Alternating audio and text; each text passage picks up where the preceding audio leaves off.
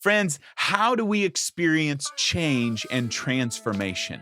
Right, when it comes to things like fitness, we kind of intuitively understand this. We know that if we just watch a video about somebody teaching us how to lose weight, we're never actually going to lose weight. We need a coach. We need to get a plan. It's probably going to involve fitness and food.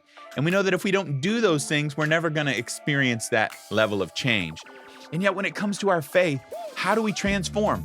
It turns out it's very much the same way. We can't just go to church on Sunday, hear a person talk about faith, and then not take action Monday through Saturday and expect to experience anything that they told us was possible on Sunday. And so in this podcast, this week, we're going to talk about what are the steps. It turns out the Bible outlines it. There are 8 steps. It's in 2 Peter chapter 1, and we're going to talk about what the progression is, what that looks like, and how we can finally experience the change that you've been hoping for. Friends, all that is coming up on this episode of the Take the Hill Show. Brothers and sisters in Christ, it's time to take the hill. Let's go.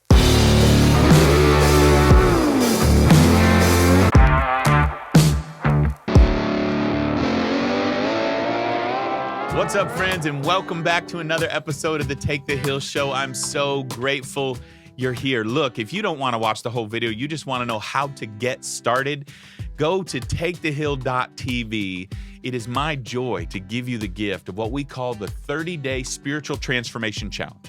It's base camp, right? If we're going to take the hill, we have to set up our base camp first and orient our lives in regular rhythms of grace so that we can begin to experience the kingdom of God every day. And then we can talk about taking the hill, right? But we got to set up base camp first, and this is how we do it. And it's my gift to you. It's totally free. Go to takethehill.tv right now, and you can get started on your own journey. I want to see you take the hill. Let's go. So look, I came out swinging from the beginning. I want you to know it's not enough to just come back next week, man. It's not enough to get these sound bites, high fructose corn syrup versions of faith in a podcast or at a Sunday service and then go home and expect it to last you all week. We have to be people who obey the gospel. That's actually what Romans says. We have to obey it, that Jesus came to bring obedience unto the kingdom. And so what does that look like? How do we do that? You may never have heard that in your whole life. And I want to tell you, it's right there in plain sight. In 2 Peter chapter 1, the Bible outlines 8 steps. There's actually 8. 1, 2, 3, and you can find yourself on the map, on the timeline in any given area of your life to find out where your life is resonating with the gospel. Maybe it is in cultivating personal spiritual disciplines, but maybe it's also in your stewardship of your health or your stewardship of your finances or of your marriage or of your children, right? In all areas of life, it turns out that the Lord has provided us a path, and we just have to do it. And so in this episode, I'm interviewed again by my dear friend Nick Heider, who just asks about what we call the battle plan at Take the Hill, right? We need to set up base camp, which was last week's episode. If you didn't watch that, go back and watch it. But this week, we unpack the battle plan because we got to have a plan for how we're going to take the hill. We don't just want to start up, right? A lot of people have lost their lives on Mount Everest because they didn't have a plan and they didn't stick to the plan, right? We want to be people of action who count the cost and then take action as worship unto Christ. And so all that's coming up for you this week on the Take the Hill Show. Brothers and sisters, let's go to the interview now. Taking the hill. There's a battle plan. Yeah. There's a battle plan. There's 8 steps. Yeah, we teach a framework. Okay. We call it the battle plan, and it's taken right out of Scripture. There's actually several places, but the most articulate is 2 Peter chapter 1. And I want to say, too, for the audience, like, this is not just a Jesus thing. It's the way that we believe that he set up all things and that anybody can kind of sample it. Like, there's no mystery to it. And what I'm going to say is you're going to be like, that doesn't sound like church at all. But it's right there in the text. It's written by Peter, who arguably is one of the 3 closest people to Christ in his earthly life, right? Peter and the Apostle John and his brother James. Regardless, Peter gets to the end of his life, and he writes this letter to his friends. And he says, since all of this is true about the love of God and the fact that he's given us all that we need, with that in mind, your faith intact, he said, it's important then, brothers, that you make every effort to add to your faith these 8 things. And faith is the first one. Okay. It starts with what do we believe? I'm taking some notes. Yeah. He says, make every effort to add these things. And they're not only qualities, he lists them as qualities, but they are literally a path.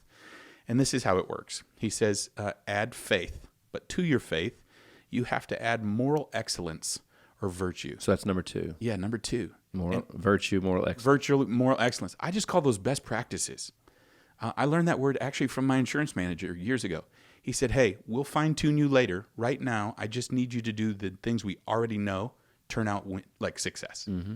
So show up, make this amount of calls, make this, and if you're making the calls, then later we can fine-tune whether or not you're doing it well. Yeah. But until we have the math, until you're just doing it, we don't know what we need to fine-tune. Ride the bike. Did you fall or not? I don't know. You may be great all the way to the close, and you can't close. Yeah. We'll teach you to close. But right now, just align yourself with the best practices. There you go. So when I meet a person, this is both a faith thing, but it's also, we call them mountains of maturity, right? Like, so in your career, in your marriage, in your fitness, in your intellect, like how are you pursuing education and those sorts of things. Like Zig Ziglar was a big fan of calling, Ziglar, right? So these 7 areas.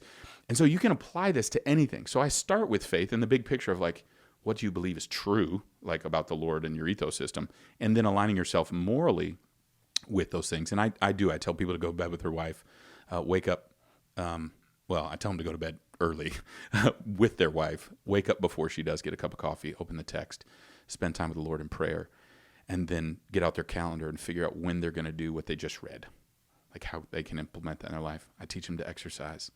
I teach them to put their phone on the counter when they get home. They don't have to turn it off. Just don't put it in your pocket. And then so they can look their kids in the eye and be fully present. And then I tell them to worship each week and get around the community of faith so they're not alone. That's a handful of things. Those would fall under like moral excellence. But if you, this same thing applies to a person who wants to come work with you and they show up at Team Hider and you say, hey, let me show you the practices that we do to be successful at Team Hider.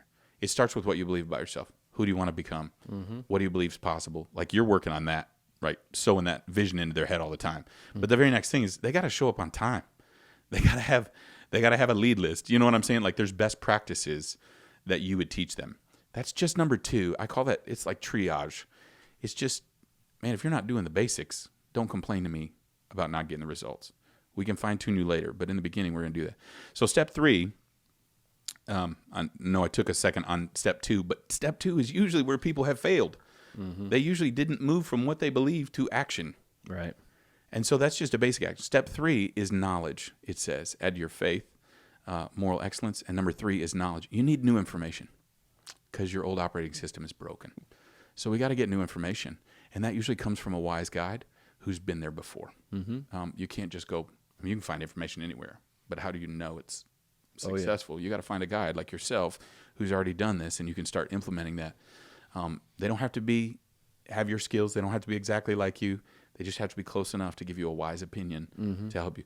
The 4th thing it says you got to add after you get knowledge is self-control, which incidentally, I am fond of telling my Christian friends, does not mean being led by the Spirit. It means self-control.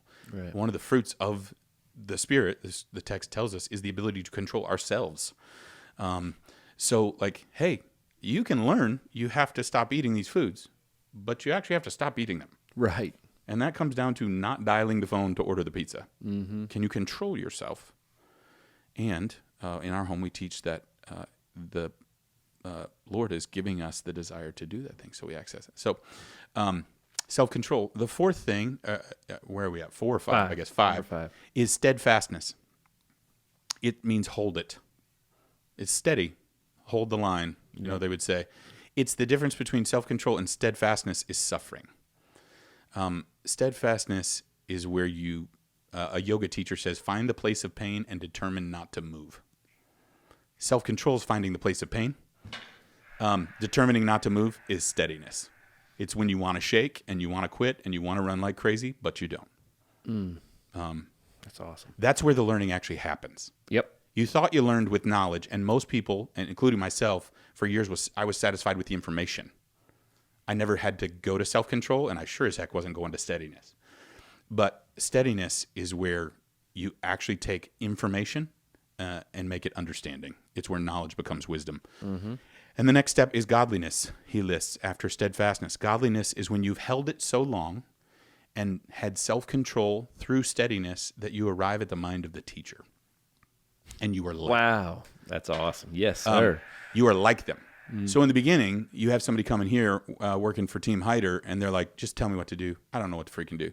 But eventually, after they've used self-control to do it, and they've worked it out through steadfastness, eventually they go, I totally know why he asked me to do this now.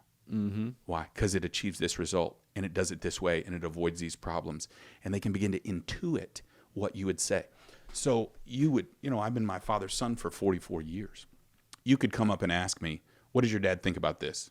And I could be pretty close to right 90% of the time. I may not know the specifics, but I know his heart because I lived with him so long and I've walked in his way so long that I'm pretty sure I know what he'd say. That's godliness. Godliness literally means godlikeness. Yep. But in any context, it's when you have the mind of the teacher and you begin to understand, Miyagi in that sense. You're not just waxing on, waxing off. Suddenly you have this revelation through discipline where it's like, oh, now I get it. That's right. So the next step after that, he lists after godliness is brotherly affection. And that literally means a love for the brethren. In the Christian context, that would mean when you want the people of God to come to know the heart of God that you have just understood. And so it's when you're to use fitness as an example, when you have lost the weight and you have felt the feeling of shedding it, and you're suddenly now healthy and your skin is glowing and you're like, guys, I have experienced change. It's when that overflows into joy and you realize there are other people you love who are close to you that need this too. And you begin to open up your mouth and say, man, I want to help you now come on this journey. And the last step, he says, is when you move from brotherly affection to love, which love, Jesus says, we even love our enemies. It's when you've realized this is such a revelation and such a transformation. You don't just want it for the people you would call bro, people that you're close to. You want everybody to understand this thing because it is of such, monument that you're like, you are a total stranger, and I'm telling you, I can change your life. You got to know about this thing. Mm-hmm. Again, applied in any context, that's what causes people to want to be teachers when they're like, man, yoga saved my life. Cool. I'm going to go be a yogi and eventually open a studio. You get all the way there. It's what happens with Dave Ramsey's followers. He's masterful at helping people experience actual change that they can point to on a spreadsheet. And they get so high about it, they want to get on a show and tell about it, but they're out selling his books for him. That's right. Why? Because they did it so long. Now they understand the wisdom of it. Yeah. They're his, pastors, if you will. They're like making converts all over the place. They're the disciples, aren't they? Disciples, that's it. So that's the path of discipleship. It's not a mystery. It's right there. So, God, first of all, hold on, folks. Just for about the last probably 10 minutes, you're welcome. Okay, that was awesome, dude. You have no idea how you just described. So you just described the journey of every single person. Every single person. Friends, I hope that was helpful. Do not be a person who just watches this podcast. That's what the whole thing is about. Let's take action. Let's do the things that are becoming of a follower of Jesus. Let's orient our lives in rhythms of grace together so that we can experience all that God has called us to be and to become. Friends, what are we going to do about it? Let's not just be hearers only, right? But doers of all that Jesus has given us. He has provided unbelievable resources for us in his kingdom, but we have to lay hold of them, not only by faith, but by action. I hope you will. Go to takethehill.tv and sign up for the 30-day Spiritual Transformation Challenge and set up your base camp so that we can take the hill together. I look forward to seeing you there and on the next episode. Bye-bye.